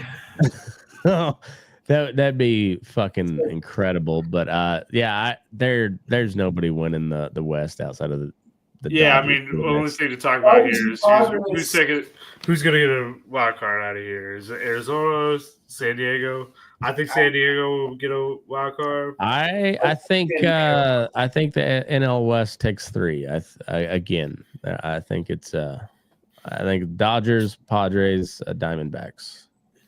Oh, sorry, just a little side here. Denver, Minnesota's going in double overtime. Oh. Double OT, huh? Yeah, I think the Dodgers win 115 games probably. Yeah, they're gonna win all the games. They're gonna have that clinched up. Beginning of August. I'm hoping they revert back to old Dodgers and lose in the first round. I love it. 2 years ago, Padres took them out. Yeah, I know it. It's they just got better. That's yeah, I know. I don't even want to talk about it, but I don't either. Yeah, I think the Padres and the Diamondbacks got a good shot at both making the playoffs. I think the top wild card will come out of the NL West. And then probably the top 2, and then it'll be. I don't know about the top 2 because it's Braves and Phillies are going to be good, and one of them's. That's true. Don't forget the Mets. I mean, everyone forgets about the Mets. That was the ALCS last year. Who added? I know. They got some players. So they lost Severino on their staff. Their pitching staff is kind of whatever. But yeah, they can put up some. I think they can put up some runs. They're going to make up for the loss of Luis Severino. Yeah, I think I got the Phillies winning the East. I think the Braves. I mean that'll probably be a close race. I think, especially if the Braves come back healthy. Strider's supposed to be back this year. Is what's his name? Acuna is he supposed to be back before the All-Star break? Sometime in April, I think. Yeah. Okay. He's doing baseball activities, but he's not fully back. So I think late April will be taking some minor league. Yeah, and if that guy's 75%, he's better than most of the league. So yeah, I got the Braves winning it. Phillies taking a wild card. Probably the Mets taking a wild card as well. I'm gonna say the Phillies win it, the Mets take a wild card, and Washington knocks the Braves out of contention. I mean, I watched them play tonight, and even without Acuna and Strider, I mean, you can't rely on 2 guys. This isn't basketball. They don't have 2 guys. They got a fucking full lineup of. I watched a full lineup get absolutely smothered by the Dodgers. Okay, fine. Right. I watched a full lineup of very talented players look like they were playing for the Rockies. Yeah, but they're gonna have to play the Rockies at some point, and then the Rockies the are gonna Marlins. win. And then the Braves are pretty deep. I think they'll be fine. They also have the reigning Cy Young. They ain't shit. They're a good team, but I think that they're at the same point in their dynastic kind of whatever as the Astros. Oh, I that's think rough. I think they're at a crossroads, and I don't think they're going to go the right way. The Astros are way older. First of all. Yes, in terms of, but the Braves, I think, missed their window, and I think in terms of where the Braves are, talent-wise, I don't think they were ever as close to the Astros were at their peak. And I think in terms of how the NL East is shaping up, you've got a Phillies team that has stayed solid. You've got a Mets team that has stayed really solid. You've got a Washington team that isn't maybe playing to its as good as it should be, but a Washington team that has the talent to make a push. Who's the talent on Washington? I will go and show you. I was listening to somebody talk my ear off about it earlier, and now I can't. mean, let's talk about the Braves. Like, they got Olsen, Albies, Riley, Ozuna. Ozuna, Michael Harris. Oh yeah, Profar just got suspended. We didn't. Just took an 80 game. 80 games. Houston and the Rockies. They got a solid.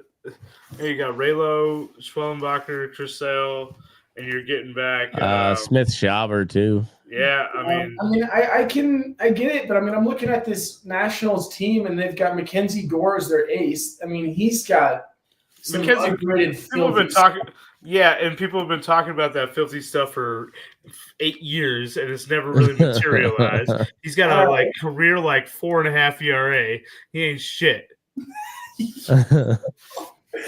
I just hate the Braves, but I mean, I'm looking. They got Paul DeJong. I don't know how to say his Dutch name, but Josh Bell and Nathaniel Lowe. I mean, they've got say it like an American. DeJong. You got Paul DeJong.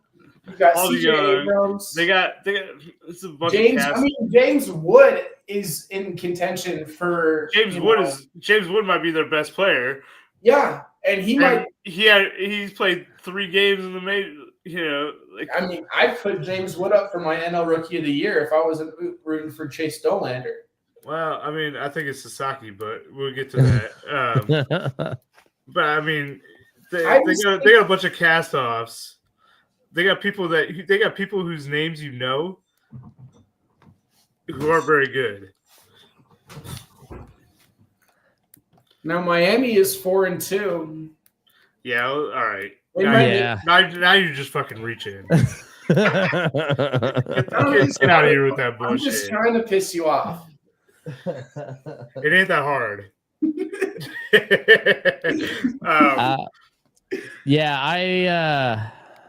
All right. Okay, so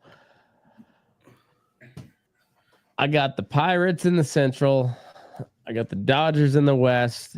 And I got the Phillies in the East. I'll give. I don't think the Central sends another team. I don't think there's a wild card out of the Central. I'll go Padres, Diamondbacks, and we'll go Braves in the East. All right, so I got Braves, Reds, Dodgers, and then Mets and Phillies and the Padres. I've got Philly, Milwaukee, and San Diego simply because I hate the Dodgers, and I honestly think San Diego has a chance. But and then it'll be the Dodgers, Diamondbacks, and the Mets. I think Mets. I could see the Padres winning the season series against the Dodgers and still losing the division by 15 games. Padres might have the second best record in baseball and be losing the division by 15 games. Right. That's what. Yeah. How stacked this Dodgers team is. I mean, it's retarded. It's retarded. All right. So MVP. I mean, the easy answer is Shohei again. But I don't want to. I don't want to go Shohei. I know my. I mean, I say the same thing. I know my. If it's not Shohei, I think Ellie De Cruz. That's kind of where I'm leaning to.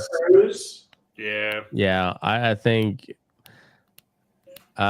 with the steals. How many home runs did he hit last year? Like 25? I think it's closer to 20, but I think he hits 30 and he gets like 60, 70 steals. Yeah. 80. I don't know. I mean, I think Bryce Harper is kind of due for a solid season. You know, he's in the talks for being a favorite for MVP again. I don't know if it's that good. He didn't deserve his last MVP. No, but Juan Soto, you know, that's a good one. Team, and Juan Soto is still a consensus top 10 player in the league. People are kind of Soto's a little bit. Soto's the second. So Shohei's at plus 150. Soto's at 600. Tatis at 700. Elliott at 7. Mookie at 1600. Where's Freddie at? Freddie's at 3,500. Bryce Harper's at 1,800. Okay. Hat in the ring. James Wood for MVP. Mackenzie Gore for Cy Young. All right. Stop it. I'm going Corbin Burns, Cy Young. Really? Yep. Burns, Cy Young. Okay. I am going Skeens. I think Paul Skeens wins Cy Young. I don't know how you went Burns over Skeens. You love the guy. Mostly because I don't like Skeens, but I think Skeens. I think he probably. I mean, he should. Like if he. But I don't know. Corbin Burns he's the ace of a really good team. And he had offers pretty much everywhere and chose to go to Arizona. So I don't know. He's been really good. I think that's a good. I mean, Skeens is the obvious pick, but I don't know. I think Sale will be in there, but I don't think he has another season like that. I don't think so either. I think Wheeler will be up there as well. I mean, there's a solid chance that one of the Seattle teams is going to be there too. Yeah, Seattle pitchers. They got several that could fuck around. Yeah, Gilbert, maybe. I don't know. Yes, I can't see really anybody out of the Wheeler from Philly, Sale out of Atlanta. Yamamoto maybe. Oh yeah, I forgot about Yamamoto. Yeah, he always forget about all the other fucking amazing players the Dodgers have. Yeah, right. It's ridiculous. Well, then you got Glasnow. You got, like that. Glasnow's too. I mean, he's Mr. Glass. Like, right. He's never going to pitch enough innings to make it. I wouldn't think so either. No, I like Corbin Burns. Yeah,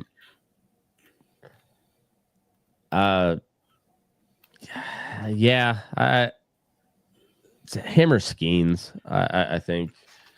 Probably Skeens though. Honestly. All right, comeback player.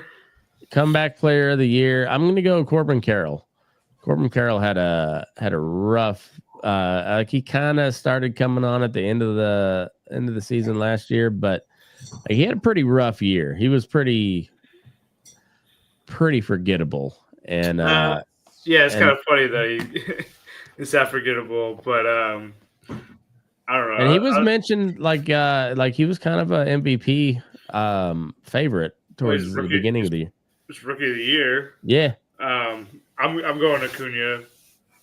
Acuna's that's a good one too. I mean, if Shohei makes 10, 12 starts, does that make him? I don't think so. I don't think so either. But I could see them giving it to him because of that. Yeah. All right, you got to come back. Well, I was going with Corbin Carroll. I liked, what I saw from him in spring training. Could we also? I mean, it's American League, but I was thinking Jackson Holiday for comeback player of the year with how bad. He's not eligible. He can't do it. No, because I guess he's not a rookie anymore. But yeah, he's not a Yeah, he because can't. he hasn't had success at the big league level yet. Yeah. So You got to be good before you can come back. Comeback player. breakout player maybe, but not comeback. Yeah, you don't. Yeah, you can't do that. So and then rookie of the year. Rookie of the year, I don't know. I don't. I haven't done enough research to know rookie of the year. So I mean, I think it's James Woods or Roki Sasaki. Ooh, Sasaki's a solid choice. I like Chase Dollander for the Rockies, though. I really think that he's going to come up and he's going to make a serious say in rotation. Who? Chase Dollander. I've heard good things about him, but I don't know. I don't. I can't offer a pick on this. I'm just not. That's fine. Not educated enough. Is a good pick, I'd say. Yeah, and I mean it's kind of a cheater pick because he's already been playing professionally, but whatever. Yeah. All right, so it's good. It seems like there's a lot of outside of the Dodgers winning the West. There's a lot of options out there for everything. Yeah, I think so. Well, honestly, outside of the Dodgers, there's a lot of parity. Honestly, I mean, there's a clear bottom of the league, but there's a few teams like trying to climb their way out of that bottom. So yeah, the Yankees are still pretty top heavy, but like I said, I don't like them all that much this year, especially after Garrett Cole going down and they lost Soto. I mean, Judge will put up big numbers again. I mean, they added Bellinger, they added Goldschmidt. They shored up some spots for sure. But pitching wins it at the end of the day, and their pitching's pretty suspect right now. Yeah, it's gonna be good. I don't know. We should talk about some like the fantasy. Yeah. Yes. Let's. So we're doing a fantasy baseball league. We were hoping to have it going by now, but we didn't have enough. We don't have enough people yet. But we're shooting for 8 teams total. More if more people are interested. So send a message to me on Instagram. It's at Burnin Daylight Sports. If you're interested, it'd be $20 to enter. It's just a standard. No, we don't have any. We're doing a head-to-head, right? Yeah. Be head-to-head, just like standard fantasy scoring baseball. It's been a while since I've played fantasy baseball, so and it's been a while since I've been really outside of last year was the first year that I've been back into baseball, so actually trying to really pay attention. So it'd be good if you're not following baseball a whole lot. This gives you a reason to follow it more. And I don't know, baseball's weird. It bounces a lot of different ways. There's always a team that you don't expect to be very good that ends up deep in the playoffs. It seems like. So, I mean, look at the Tigers last year. Shit. Yep. They were out. Nobody had them in the picture at the All-Star break, and then they came just chugging along and ALCS, baby. So it's weird shit happens in baseball. So, and same thing in fantasy league, especially if you follow trends and stuff. Like baseball's very streaky. Like even the best hitters go on a slump. Even the best pitchers get roughed up every now and then. And you find the matchups. It's I don't know. Yeah. It makes it's why it's a great sport. So, anyways, it Burnin Daylight Fantasy Baseball League. Shoot me a message if you're interested. It's $20 to enter. I think we just do winner take all. That's fine with me. I mean, if we get 12, maybe we do second place, get some money back or something. But other than that, it's it's just winner take all. It's small time deal, but it'll be fun. A lot of shit talking, and I'm just really stoked that baseball's back. I am too. Another quick thing about the show, I guess. So a couple friends asked me about like some baseball stuff this week. So I think maybe we're gonna try and field some questions. Yeah. So DM us with some questions. Yeah. We'll try and take care of that, and good way to talk about some weird topics. Exactly. And that's the great thing about baseball, because there's a lot of downtime in between when the action happens. So that's where the stats era started, was like radio announcers trying to fill time in between. But that was all shit that the team was using to start with, or if they weren't, they started listening to the radio announcer, like, hey, how did you know all that about this guy over here? Yeah, and then I mean, you got a couple old heads. You got like that kind of mentality, but also like I'm a baseball nerd and I'm into the stats too, so we can get into that as well. Yeah, the baseball's been in analytics before anybody. I mean, it's been part of the game for a long time. What are some of the, so we all know like the standard classic statistics. So you got, batting average, on base percentage, ERA, the whip, which is walks plus hits per inning pitched. What are some of the more modern advanced analytics or stats that you're looking at? I mean, WAR is a good one. I think people talk about WAR and a lot of people don't understand it. And I've looked at the formula and it's really fucking complicated. But I think some good ones that I like are FIPs, field independent pitching. Just kind of takes out the fielding factor for a pitcher.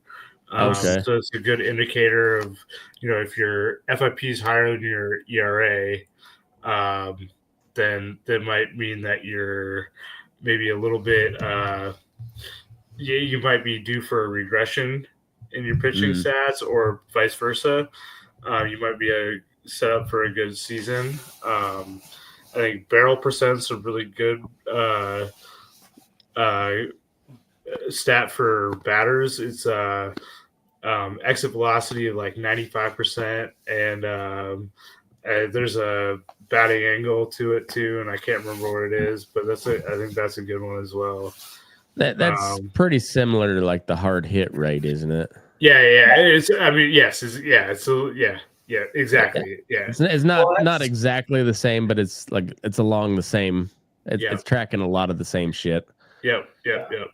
I really like the WRC plus. I think that's weighted runs created plus, which is just kind of a singular player's offensive production that takes into account the ERA of the pitchers and the ballparks that they're playing at. And I think it's weighted for a standard of 100%. Yeah, so 100 is like league average. Yeah. And I think it's a really good indication. Like Bobby Witt Jr., phenomenal WRC plus. But then you look at Luis Ariz, who is just a phenomenal hitter, and his WRC plus is lower because he's just hitting to get on base. He's just this generation's Tony Gwynn. Yeah, he really is. I think Tony Gwynn is way better, but obviously he's the Timo Tony Gwynn. Yeah, exactly. But like, so I mean, if you like talk about like barrels, like. Yeah, I remember, like, I looked at Judge's barrel percentage when he was in the minors, and it was like crazy. I'm like, all right, I'm going to draft him like late his rookie year, and people weren't really looking at him like that. So I think it's like a good indicator of like a breakout. If you have a high barrel percentage, maybe things aren't falling for you. You're just not getting at bats. It means that you can square up the ball. Yeah. Well, it's like you can see guys that'll square up like 3 really good pitches and hit them foul, or just line them out at an outfielder. Right, but you could hit like 2 or 3 like hard hit foul balls and then just line one right out to shortstop, and you're just like, all right, well, that's bad luck, but that he's seeing the pitches and he's squaring them up, like he's hit, and then like, well, yeah. So whatever stat you use on that, whether it's barrel percentage or barrel rate or hard hit percentage, whatever the fuck stat you want to use. It's all kind of tracking the same stuff, and some tell you better than others. I mean, like batting average is a decent indicator that they're a good hitter, but doesn't tell you a whole lot. Yeah, but that can go to the same things. Like, all right, Kyle Schwarber has a 200 batting average. Right, but it hits 40 home runs every year. He's way more valuable than Luis Arias, who hits 315. Right. Yeah. Because exactly. He crushes the ball. Yeah.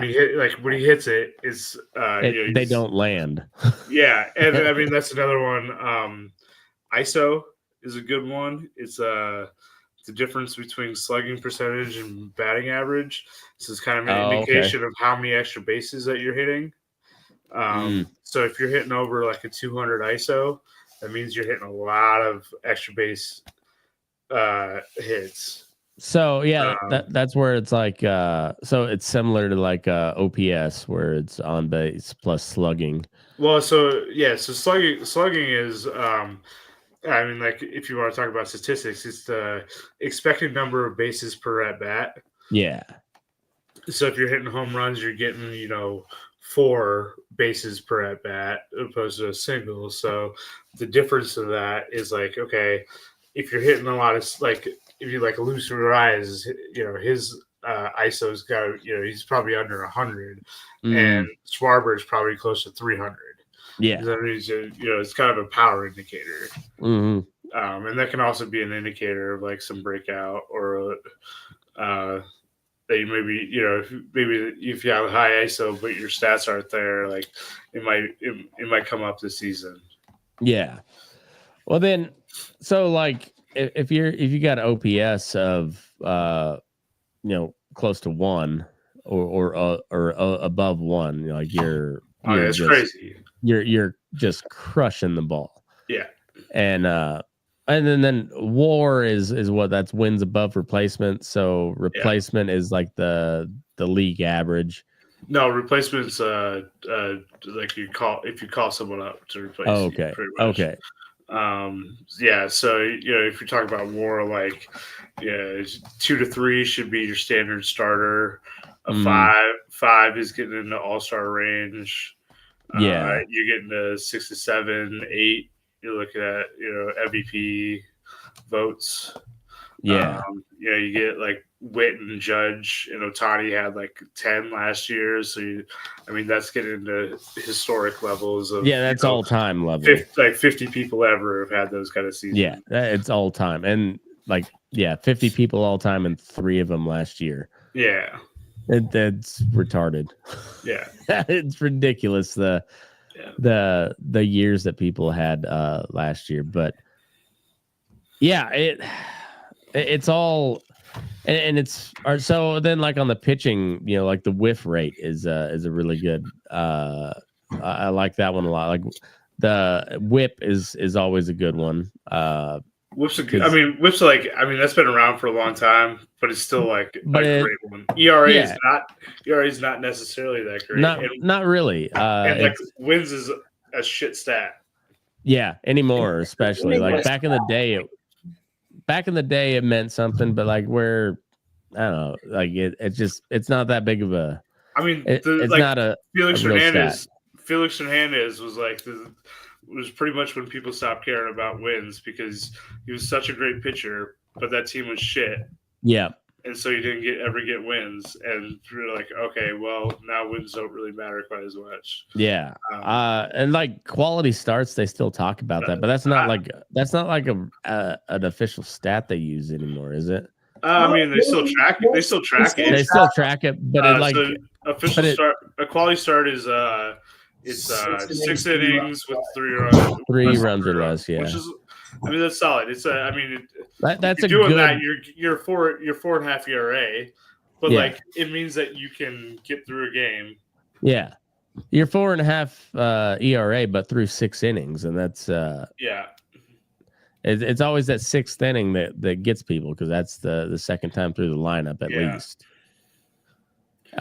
So but like it's while it's still like a benchmark that they use and for good reason, but it's never like it's never added on like, oh, and he gave 15 quality starts this year, like that's never like added on to the the list of stats for whatever reason. You can find it on like Fangraphs or Baseball Reference, but you gotta go look for it. Exactly. It's not, and that seems like that would be that should be like a readily available stat of some sort, whether it's like like his whether it's quality starts of the year or like the rate of quality starts, something like that. Yeah, exactly. But I mean, like you said, like not quite as many people use it. So right, yeah. What you're better off going with whip and shit like whip's a great stat. I mean, it's you say it's an old one, but it's still used all the time because it fucking works. It walks plus hits per inning pitched, and that's I mean, it's a good metric of how many people are let on base. Like and it's if it's not, right, and if you got other good starts, but you walk a lot of people, your whip's not going to be good, and that doesn't help. Right, and that's the whole thing is it's like per inning pitched, so it doesn't matter if you pitch one inning or six. It just all right. Well, how many walks, how many hits did you give up? And so it's a great stat. I like it, and there's a reason it's been around for fucking ever.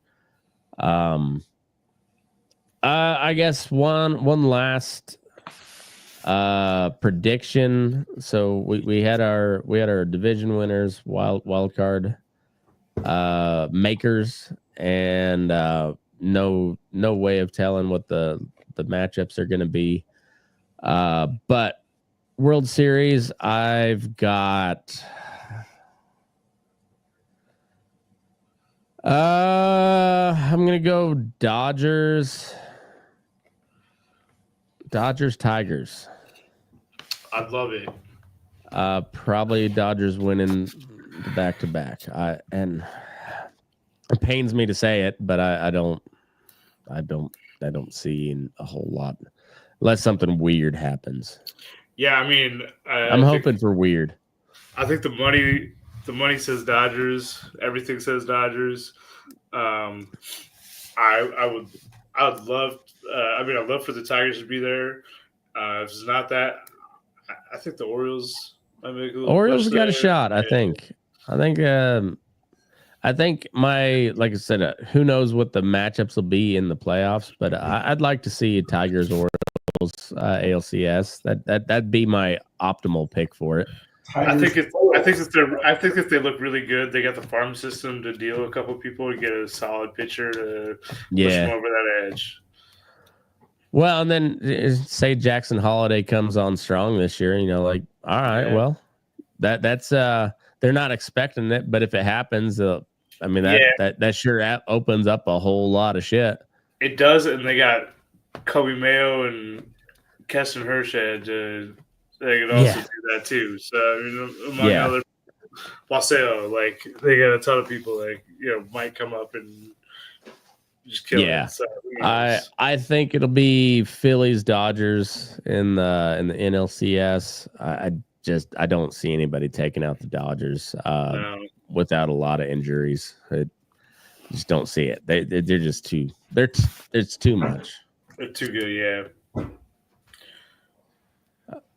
A little unrelated note: you mentioned that the Nuggets Timberwolves went OT. Jokic dropped 61 points and 10 assists, 10 rebounds, which is the highest points total in any triple-double in NBA history. So that's pretty sick. The Nuggets lost, but Jokic was insane. Did he look lost on a bored last the whole time? Yeah, he wanted to go race horses. I don't even want to be here. Just let me put up 60 real quick. I'm watching him and he doesn't move. Like he passes it, he lets the guy drive, and he's like, "All right, well, I'll just stay here," and he doesn't move. And then he catches the ball, shoots, and walks away. He's got some great footwork. Well, he has phenomenal footwork, but he might be the best like zero effort player. Like he could play for 7 hours straight because all he does is conserve energy and play smart. Yep. He is like Tim Tebow of basketball.